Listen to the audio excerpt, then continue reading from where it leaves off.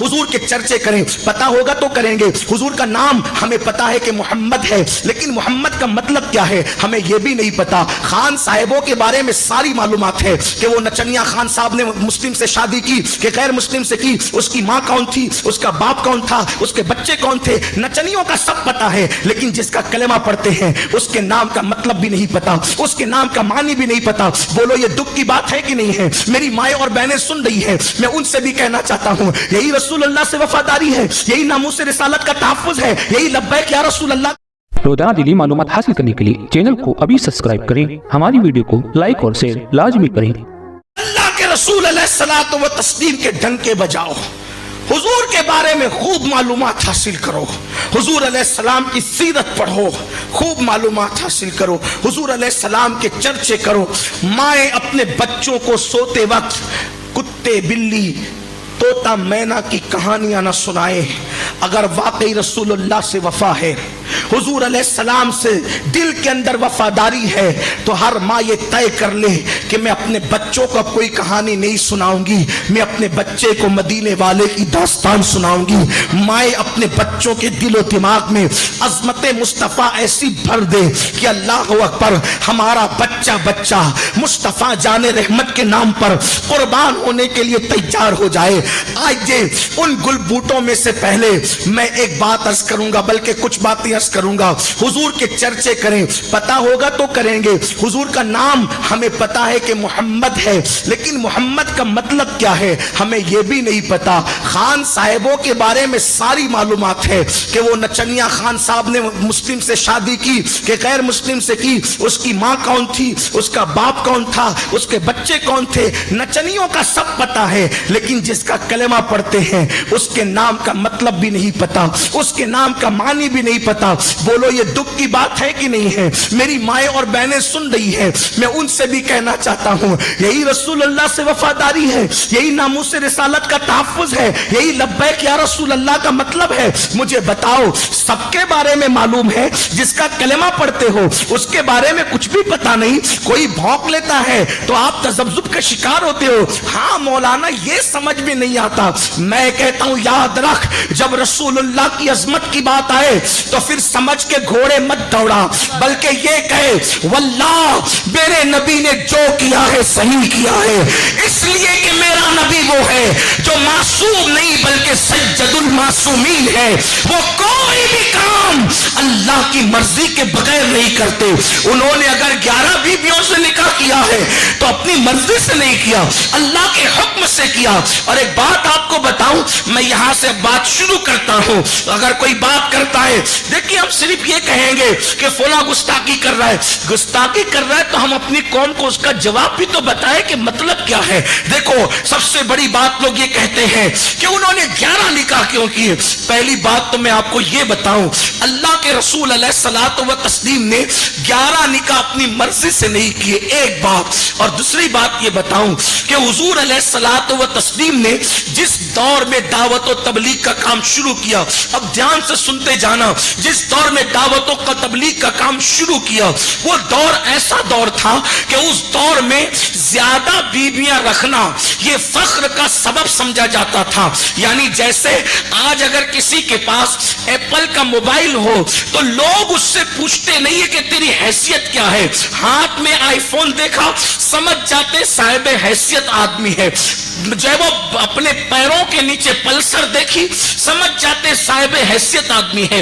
Mercedes car के अंदर देखा समझ जाते हैं कि साहिब हैसियत आदमी है।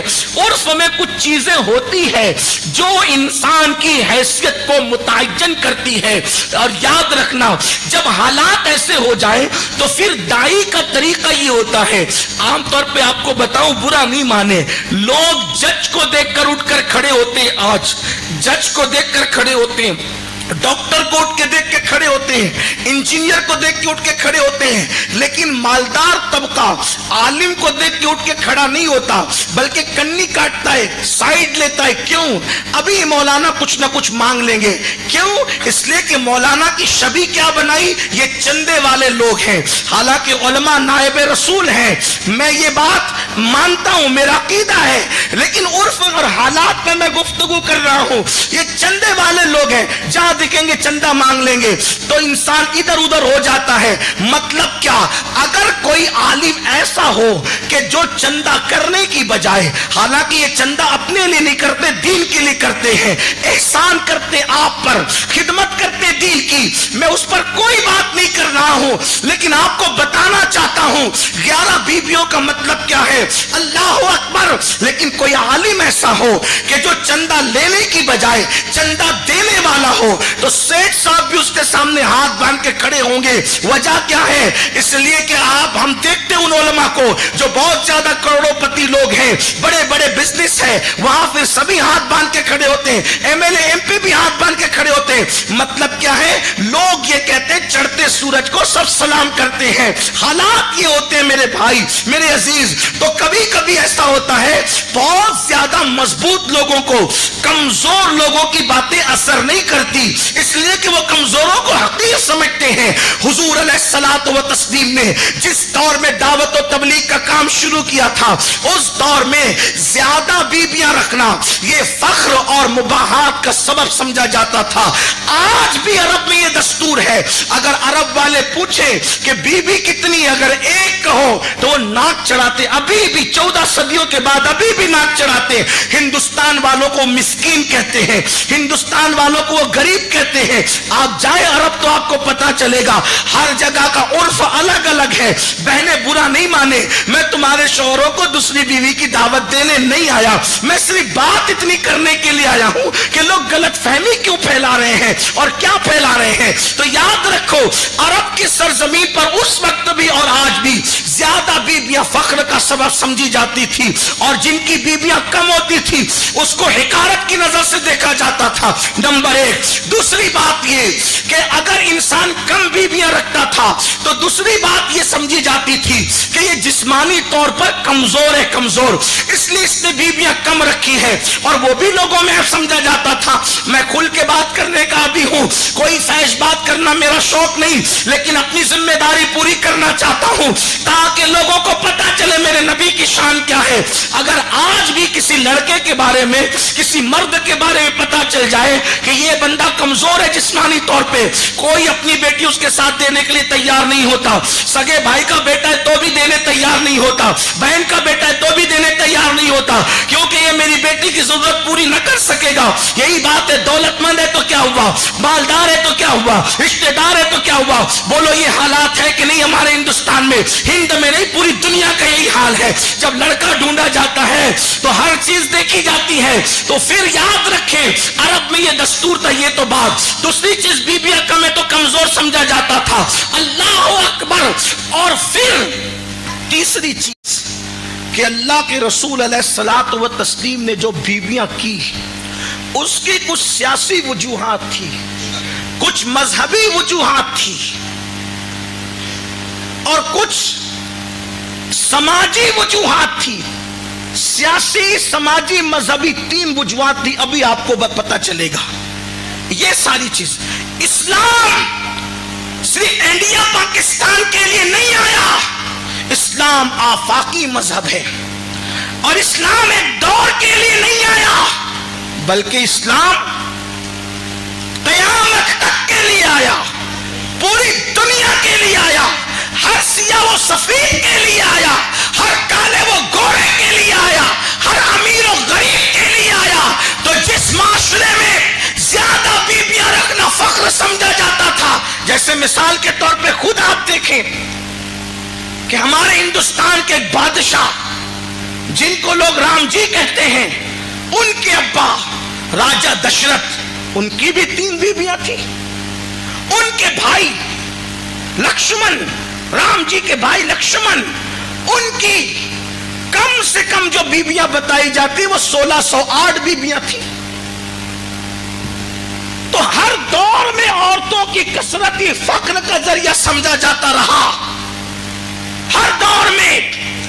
تو رسول اللہ نے جس دور میں دین کی دعوت شروع فرمائی تو لوگ 2، 3، 4 رکھتے تھے، لیکن اس کو رکھنے کے بعد ان کے درمیان انصاف نہیں کر پاتے تھے. رسول اللہ نے جس دور میں دعوت کا کام شروع کیا، اب میرے آقا نے ایک کے بعد ایک 11 نکاح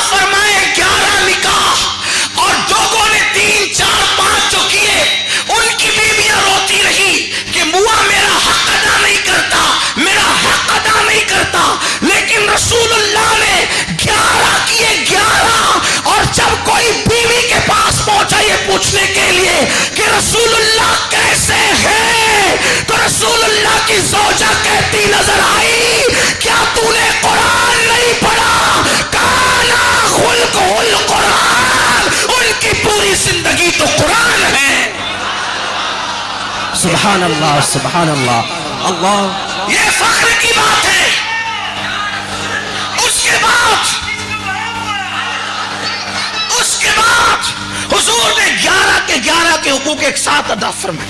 حالانکہ 11 تو ایک ساتھ جمع نہ ہو سکی، ایک ساتھ 9 جمع تھی، 2 کا وصال ہو گیا تھا، 9 ایک ساتھ تھی، لیکن سب کے حقوق ادا کیے۔